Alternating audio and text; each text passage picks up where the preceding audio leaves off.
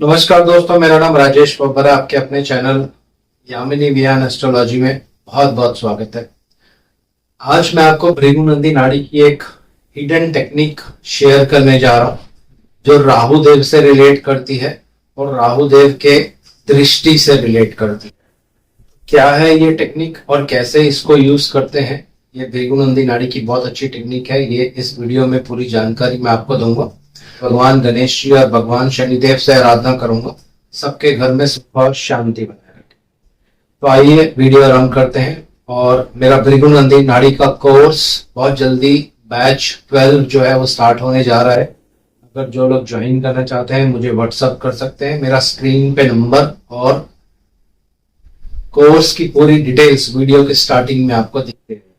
तो आइए बात करते हैं अपनी वीडियो की राहु देव के बारे में।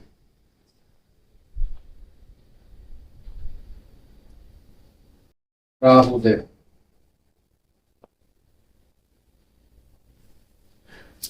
नॉर्मली सबको मालूम रहता है कि राहु देव की 5वीं, 7वीं और 9वीं दृष्टि होती है। यानी जहां भी राहु देव बैठते हैं, जैसे बृहस्पति की दृष्टि होती है पंचम, सप्तम और नवम दृष्टि, ये हर वैदिक रूल में आपने पढ़ा होगा। बिल्कुल ये ठीक रूल है, इसमें कोई भी प्रॉब्लम नहीं है। लेकिन भृगु नंदी नाड़ी में राहु की एक और एस्पेक्ट ली जाती है, सॉरी राहु देव की एक और एस्पेक्ट दृष्टि जो है वो ली जाती है, और वो है 12th एस्पेक्ट, यानी 12वीं दृष्टि। 12वीं दृष्टि का मतलब क्या होता है? उदाहरण के लिए अगर राहु देव कुंडली में यहां बैठे हैं आपके, तो अपने से पीछे वाले भाव पे वो सदैव के लिए दृष्टि डाल सकते हैं, क्योंकि राहु उल्टे चलते हैं दोस्तों, एंटी क्लॉकवाइज। राहु कभी भी सीधे नहीं चलते, क्योंकि राहु जो है हमेशा वक्री होते हैं, उल्टे चलते हैं। तो अपने से पीछे वाले घर पे ये सदैव सदैव अपना दृष्टि डाल के रखते हैं। वहां पे जो ग्रह बैठे रहते हैं उनको प्रभावित करते हैं, उस ग्रह के कारकत्वों के अनुसार उनके ऊपर अपना रिजल्ट जो है वो देते हैं दोस्तों। तो इसको कैसे यूज करना है ये मैं थोड़ा सा आपको एग्जांपल के माध्यम से बताऊंगा। उदाहरण के लिए किसी की कुंडली में 11 नंबर में सूर्य देव, ये जो टेक्निक्स है इसके लिए आपको पूरी कुंडली देखनी पूरी जरूरी होती है। हो सकता है इस सूर्य देव पर किसी ग्रह की दृष्टि हो, शुभ ग्रह की, तो फिर मैं जो आपको यहाँ बताने जा रहा हूं उसमें थोड़ा सा फर्क हो सकता है प्रेडिक्शंस में। तो आज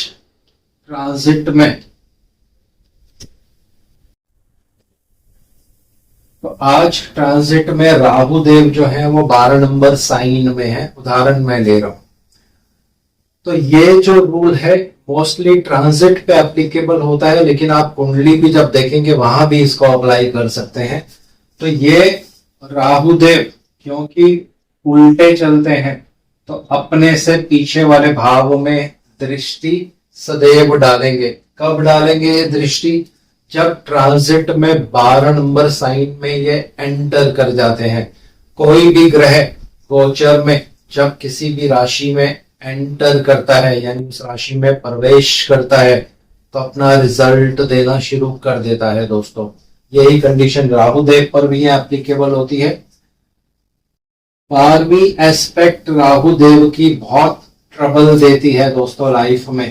तो सूर्य देव के जो कारकत्व होंगे वो पीड़ित होंगे, उन पे इफेक्ट्स आने शुरू हो जाएंगे। अगर इन सूर्य देव पर बहुत ज्यादा पाप प्रभाव भी होगा कुंडली में, तो फिर इफेक्ट्स जो है बहुत ज्यादा सीवियर होने लग जाते हैं। और अगर भाग्यवश उदाहरण के लिए 11, 12, 1, 2, 3 ये 3 नंबर बनेगा कुंडली में। कुंडली के राहु देव भी अगर यही बैठे हो 3 नंबर राशि में, 4, 5, 6 और 7, या कुंडली के राहु देव, ये कुंडली की बात कर रहा हूं मैं, ये हमारे गोचर के राहु देव है।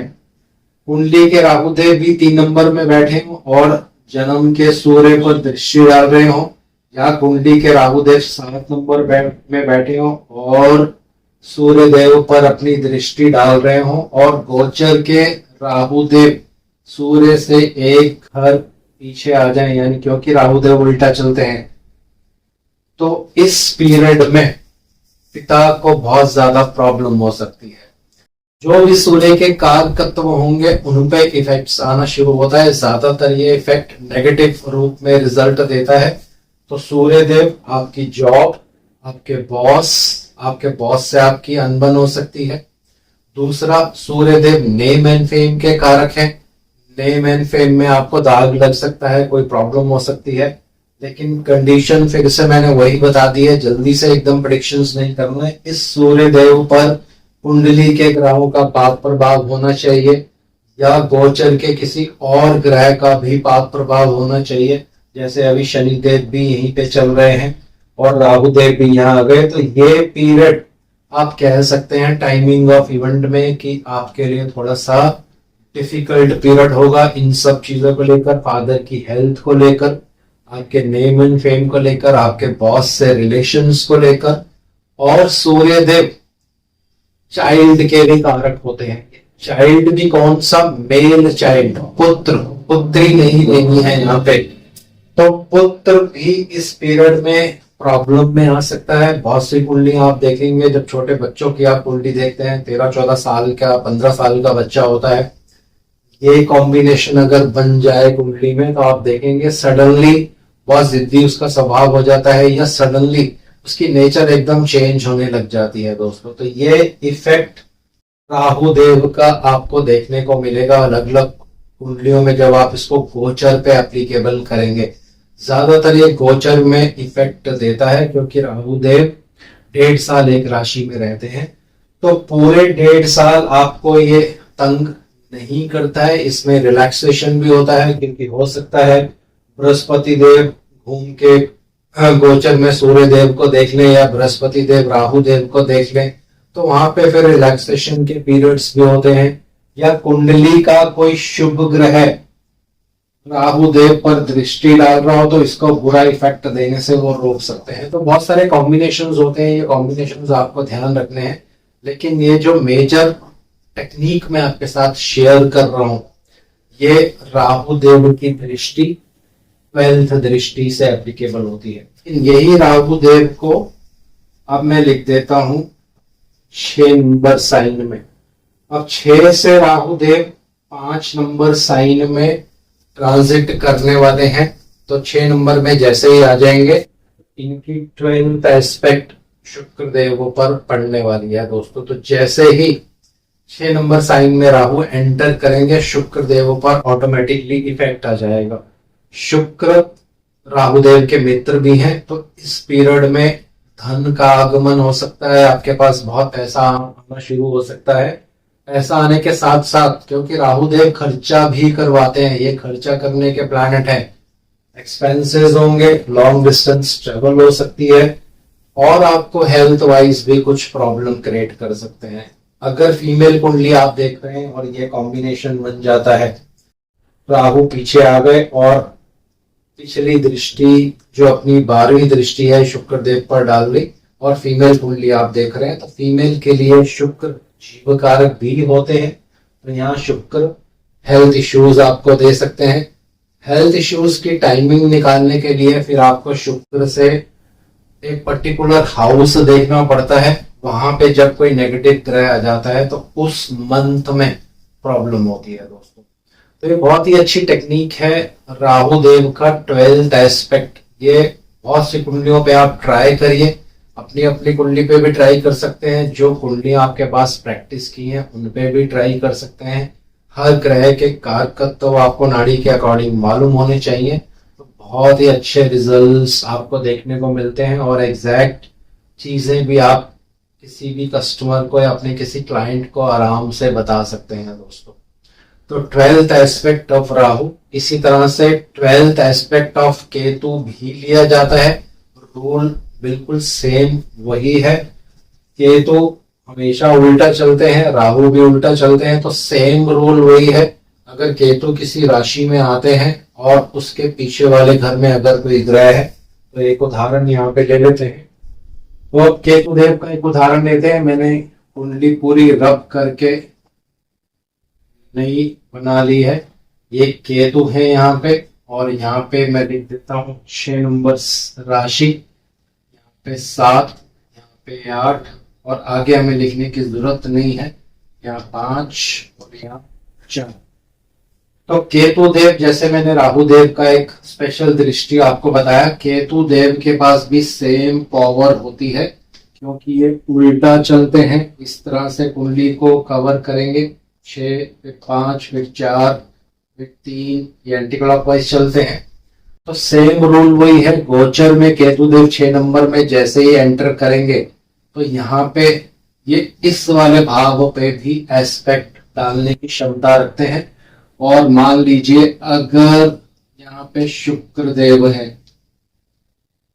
और आप मेल कुंडली देख रहे हैं, तो आप कह सकते हैं कि इस पीरियड में पत्नी को कष्ट हो सकता है, उनको रोग हो सकता है।